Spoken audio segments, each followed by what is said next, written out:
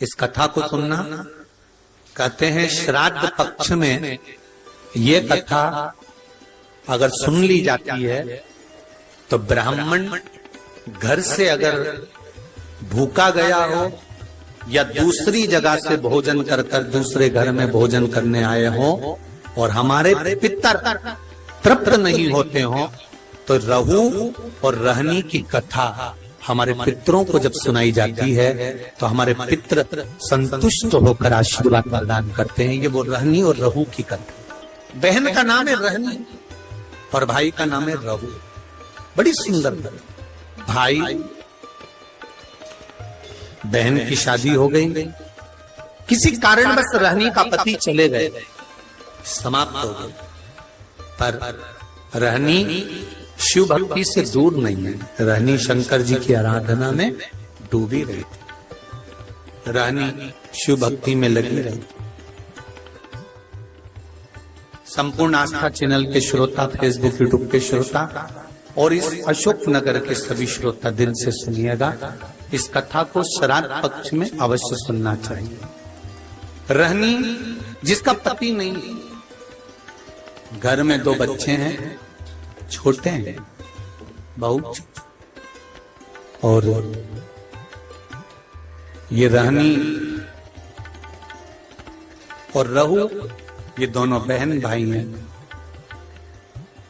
रहनी के माता पिता भी नहीं है, सास ससुर भी नहीं है, पति भी नहीं है, केवल घर में 2 बच्चे हैं।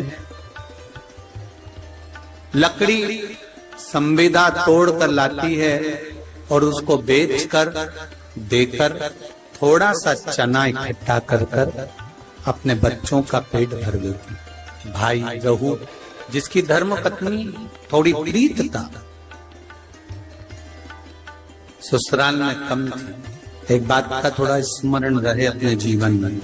मेरा बेटियों से, माताओं से एक निवेदन पहले भी रहा है, आज फिर करते हैं कि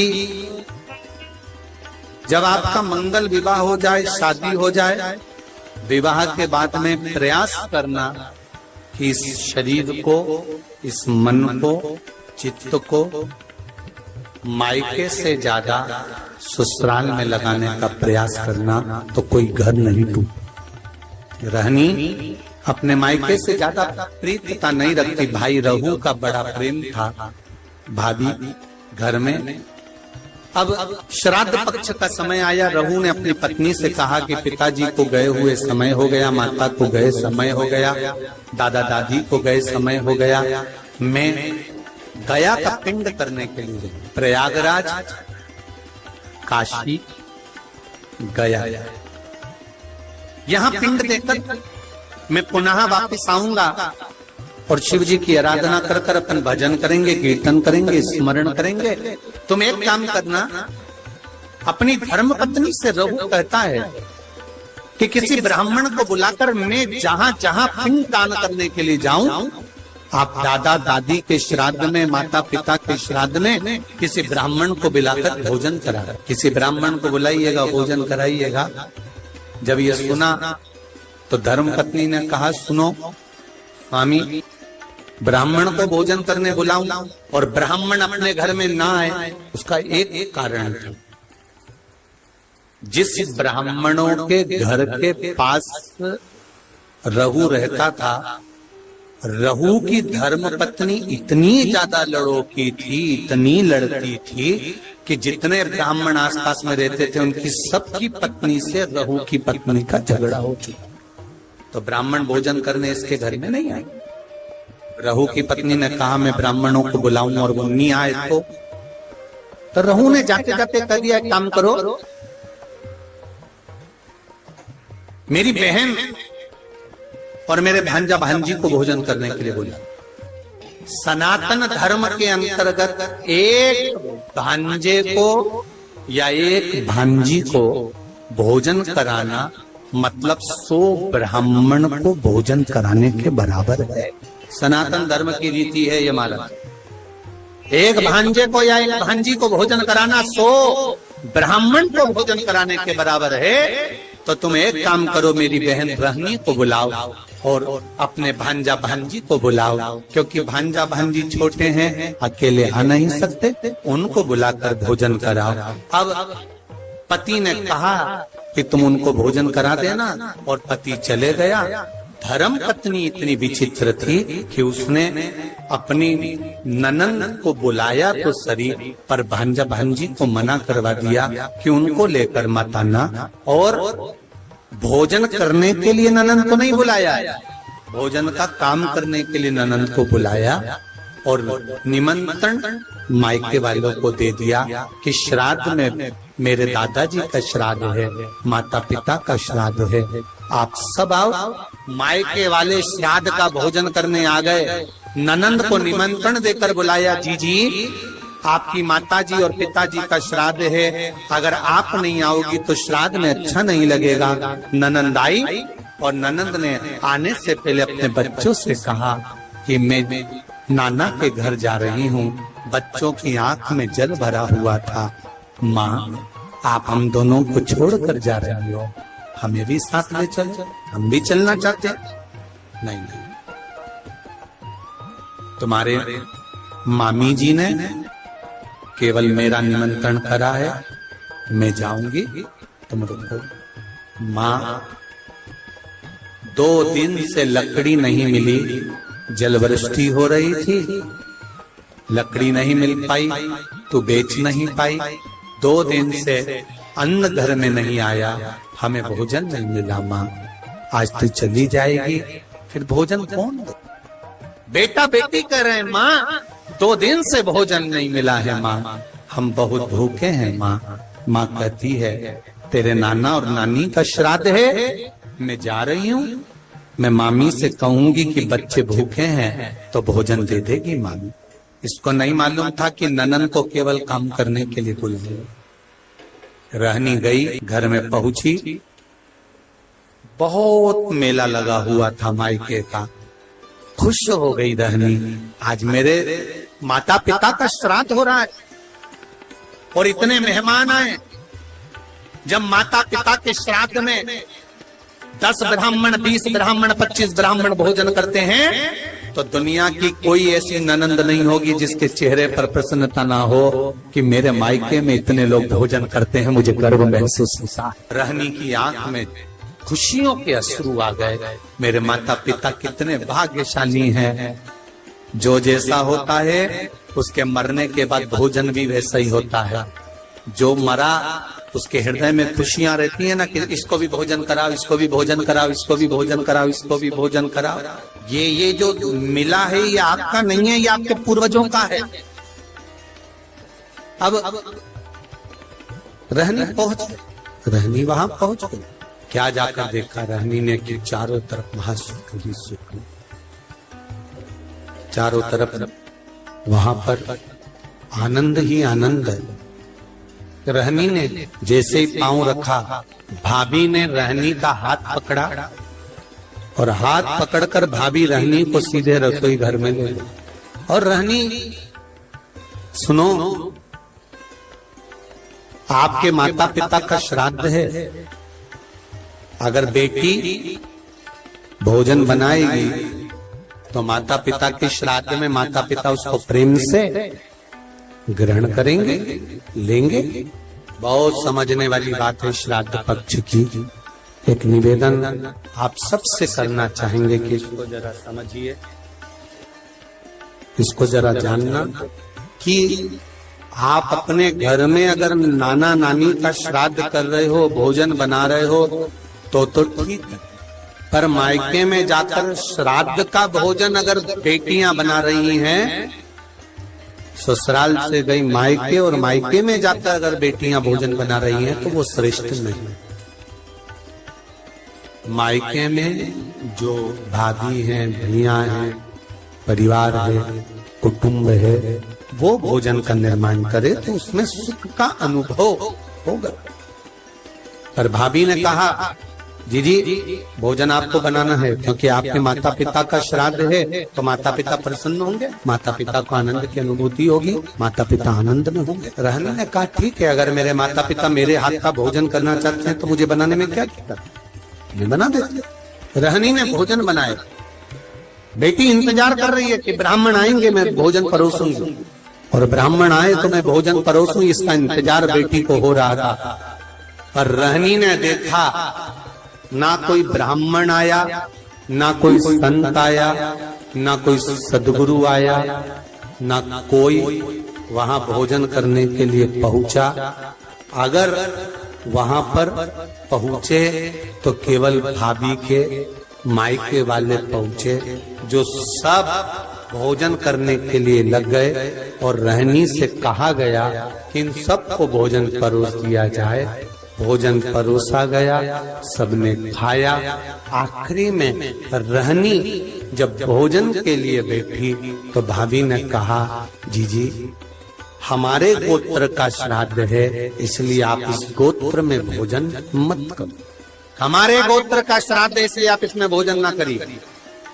रहनी को उठा दिया गया तो रहनी ने पत्तल जो लगी हुई थी उसको उठाकर कहा क्या भाभी, मैं अपने बच्चों के लिए, क्योंकि वो तो इस घर के भांजा भांजी लगते हैं, क्या उनके लिए भोजन ले जा सकती हूँ?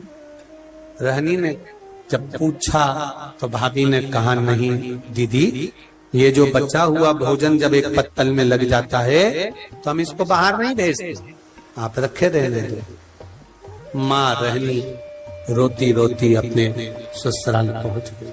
आज फिर दिन भर माँ मायके में लगी रही तो लकड़ी लेकर नहीं आई और बच्चों का पेट नहीं भरा। बच्चे 3 दिन के भूख से बिलख रहे थे, आंख में आंसू थे।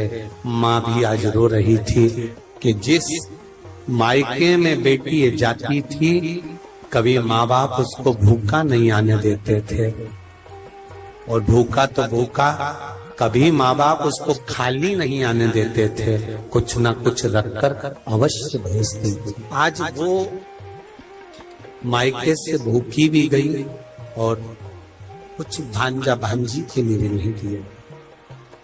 रहनी ने विचार करा कि मेरे परिवार में मेरे बच्चे भूखे हैं, क्या करूं? रो रही है, आंख से आंसू निकल रहा है, बच्चे माँ की गोद में आकर बैठ गए। माँ कुछ खाने का दे दे। माँ ने कहा एक काम करती हूँ, मैं पड़ोसी के यहाँ जाती हूँ। और रहनी पड़ोसी के यहाँ गई। पड़ोसी के यहाँ जाकर हाथ जोड़कर कहा मेरे बच्चे भूखे, क्या थोड़ा सा भोजन मिल सकता? पड़ोसी ने कहा कि भोजन तो था पर अब भी हमने गाय माता को दे दिया, अब भोजन बचा। रहनी रो रही, रहनी की आंख में जल और रहनी रोती रोती आंखों में जल भरी हुई घर पहुंच गई। बच्चे बिलख पड़े, माँ भूख लगी। बच्चे बिलख रहे थे। भाई रहू गया जी में जो पिंडदान कर रहा था, जैसे ही पिंड बनाए, पिंड सारे के सारे जितने थे वो काले पड़ गए। उसमें काली तिल भी नहीं डाली तो भी काले पड़ गए। पिंड दान करा। पंडित जी से पूछा ब्राह्मण देवता, मैंने पिंड दान करा पर ये पिंड जो बनाए गए हैं ये सारे के सारे काले पड़ गए हैं, इन पिंड का काला पड़ना क्या कारण? ये पिंड काले क्यों पड़ गए? क्या कारण है कि पिंड काले हो गए? ब्राह्मण देवता ने कहा कि जब घर में सब ब्राह्मण भोजन कर रहे हो, सब परिवार के लोग भोजन कर रहे हो और घर के भांजा भांजी के नैनों में भूख के कारण जल होता है, तब ये पिंड काले पड़ जाते हैं। हमको लगता है आपके भांजा भांजी भूख से बिलख रहे हैं। रहू ने कहा ऐसा हो ही नहीं सकता। रहू बोले ये नहीं हो सकता।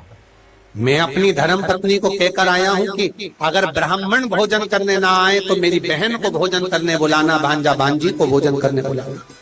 तो ये हो नहीं सकता कि भांजा भांजी भूखे हो। आप पता करना, पिंड काला जभी पड़ता है जब भांजा भांजी भोजन नहीं करे हों और भूखे बैठे।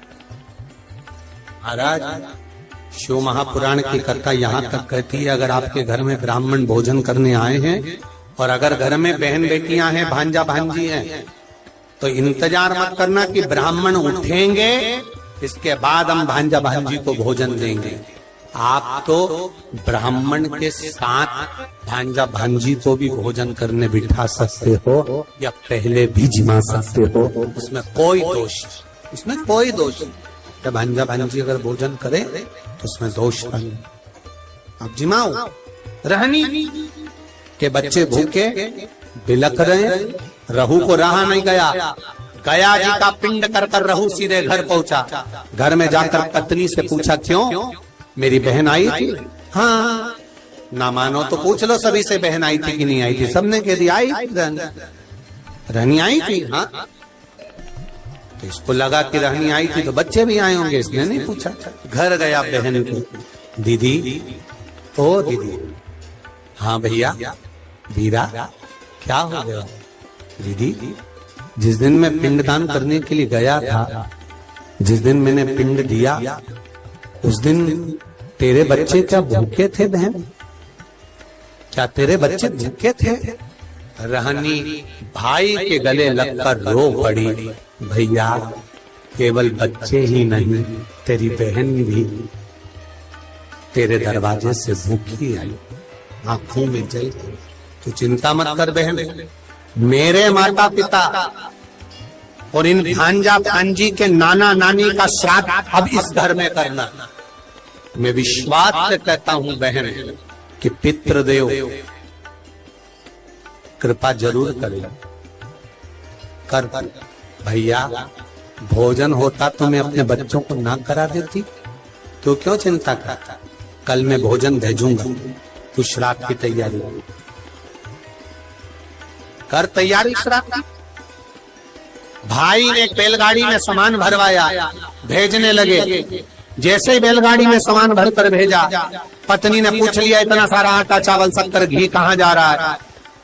पति ने कह दिया, सारा की सारा मायके वालों को थोड़ा सा घाटा लग गया तुम्हारे, तो उनके यहाँ भेजा जा रहा है। अब मायके वालों का कहकर वो सामान सारा की सारा भेज दिया बहन के घर में। बहन के घर में सामग्री तो पहुंच गई, पिंड की श्राद्ध की तैयारी हो गई। भोजन करने के लिए ब्राह्मण संत साधु भी आ गए, भोजन किया। जब आखिरी का दिन था, अमावस्या का दिन, आर्यमा स्वामी जब पितरों को लेने के लिए आए, सब पितर इकट्ठे हुए। सबसे पूछा गया, आपको श्राद्ध पक्ष में अच्छे से भोजन तो मिला? आर्यमा स्वामी सबसे पूछते हैं, सबको भोजन तो मिला? सबने हाथ ऊंचे कर कर कहा, आर्यमा स्वामी, हम पितरों को अपने अपने घर में भरपेट भोजन मिला। पर रहनी के माता पिता की आंख से आंसू बहे। रहनी कि माता पिता की आंख से आंसू बह रहे हैं। रहनी के माता पिता रो रहे थे तो पूछा, पितरों के स्वामी आर्यमा ने, क्या बात है, आप रो रहे हो? आपकी आंख में से आंसू गिर रहे हैं? क्या हुआ, क्यों रो रहे हो? रोने का कारण क्या है? कहा, मेरे बेटे के घर गई थी भोजन करने के लिए, पर वहां तो मायके वाले जिम रहे थे तो भोजन नहीं मिला। पंचमी का श्राद्ध था हमारा, हम गए थे, भोजन नहीं मिला। तो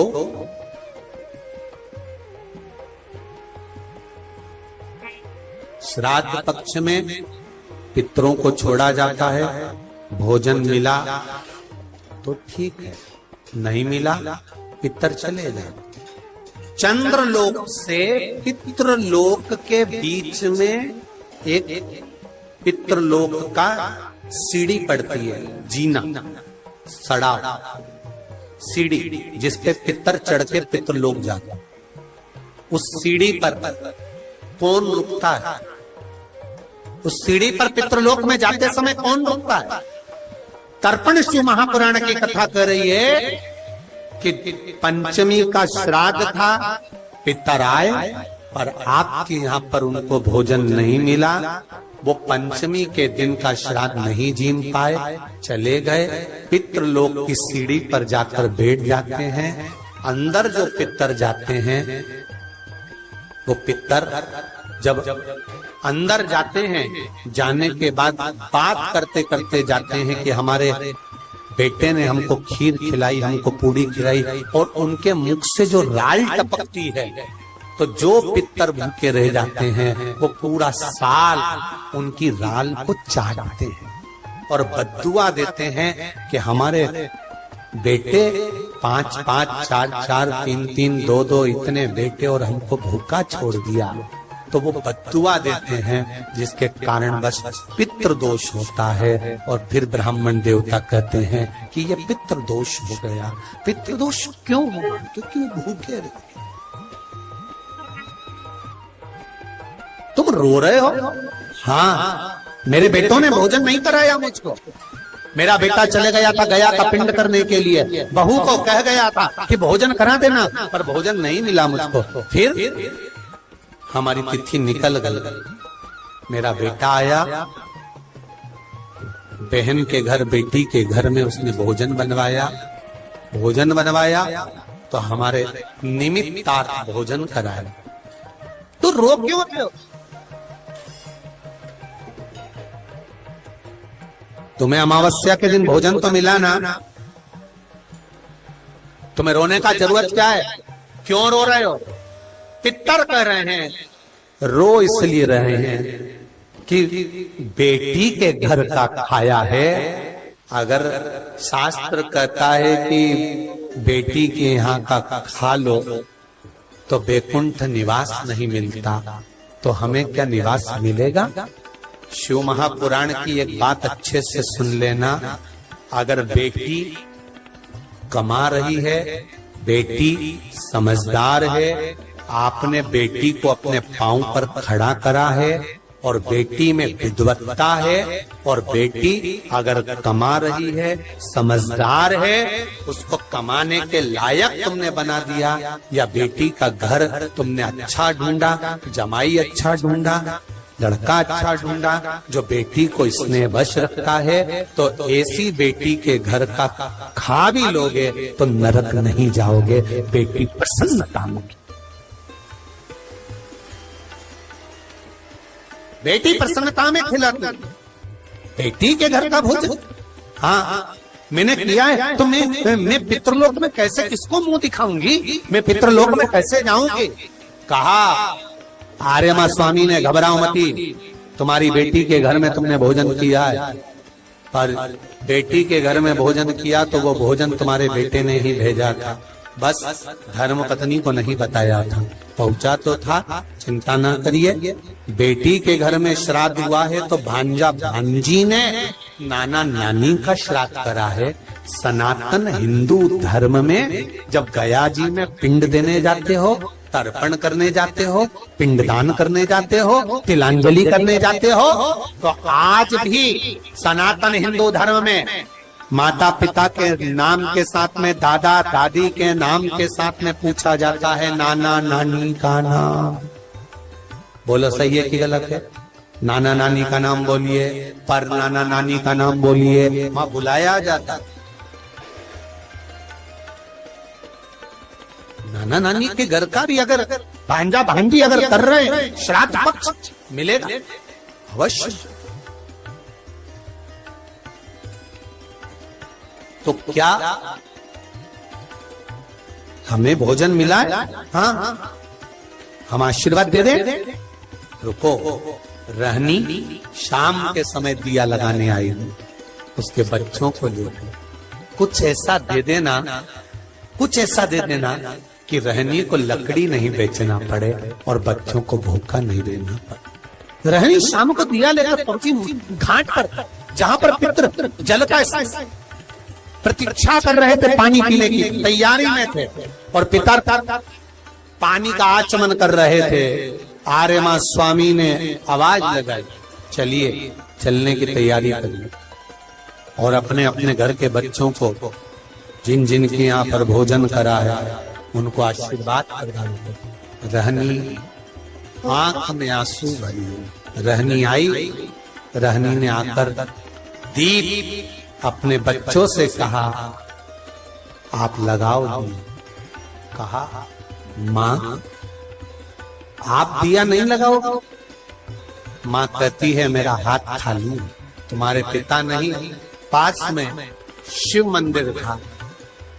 रहनी के बच्चे दौड़कर शंकर के मंदिर में गए, शिव जी से कहा क्या मेरी माँ दिया नहीं लगा सकती? शंकर के मंदिर में शिव प्रकट होकर रहनी के पास जाकर कहते हैं साधु के वेश में, नारी अगर सौभाग्यवती है तो भी दिया लगा सकती है और सौभाग्य नहीं तो भी लगा सकती है। पूर्वजों का उद्धार कर सकती, पितरों के उद्धार के लिए ये नहीं देखा जाता कि ये भोजन बनाएगी कि नहीं बनाएगी, वो बनाएगी कि नहीं बनाएगी, वो करेगी कि नहीं। नहीं नहीं, पितरों के उद्धार के लिए आप छोटे हो, बड़े हो, मंझले हो, संजले हो, जो भी हो, शिव की कृपा पर। रहनी ने दिया लगाया, नाना नानी ने आशीर्वाद दिया, हमको भोजन मिला है। एक छोटा सा मट्टी का मटका बेटी के हाथ में पकड़ा दिया, इस मटके में से तू जब जब शिव का नाम लेकर कुछ निकालेगी निकलता जाएगा। बेटी ने उस मटके में से सबसे पहले घाट पर जिस मंदिर में दर्शन करा था और जो संत मिला था उसको देने के लिए कहा, हे पितृदेव, हे शिव, हे ओघड़दानी, कुछ दक्षिणा देना है। उसमें से सोने की मुद्रा निकली और बाबा को देकर विदा। ऐसे मेरे ओघड़दानी रहनी को एक झंडा प्राप्त हुआ, शिव के नाम से, पितरों के नाम से उसने स्मरण करने लगा। पितृ मेरा एक निवेदन आपसे भी है, ठेला चलाने वाला, ऑटो चलाने वाला, गाड़ी चलाने वाला, कबाड़ा बेचने वाला, भिक्षा मांगने वाला, एक गरीब से गरीब भी व्यक्ति एक घी का दिया अगर अमावस्या के दिन शाम के समय नदी, तालाब या बावड़ी के स्थान पर, घाट पर लगा दे, श्राद्ध पक्ष में, अगली जब श्राद्ध आए तो बताना जरूर पत्र लिखकर कि पितरों ने भंडार भरा कि नहीं भरा, दिया कि नहीं दिया, देते हैं कि नहीं देते, ये जरूर बता। अगली बार जहाँ कथा रहे तो आ जाना आप बताने के लिए अशोकनगर वालों की। हमने और जितने सुन रहे हैं भारत की भूमि पर, जितने देश विदेश में बैठकर कथा सुन रहे हैं, सब स्मरण करो और सबको सूचना दो कि श्राद्ध पक्ष की अमावस्या को शाम के समय पर दिया लगाने का फल क्या होता है। इस क्लिप को काट कर जनमानस तक भेजिए कि उसका लाभ क्या है, उसका फल क्या।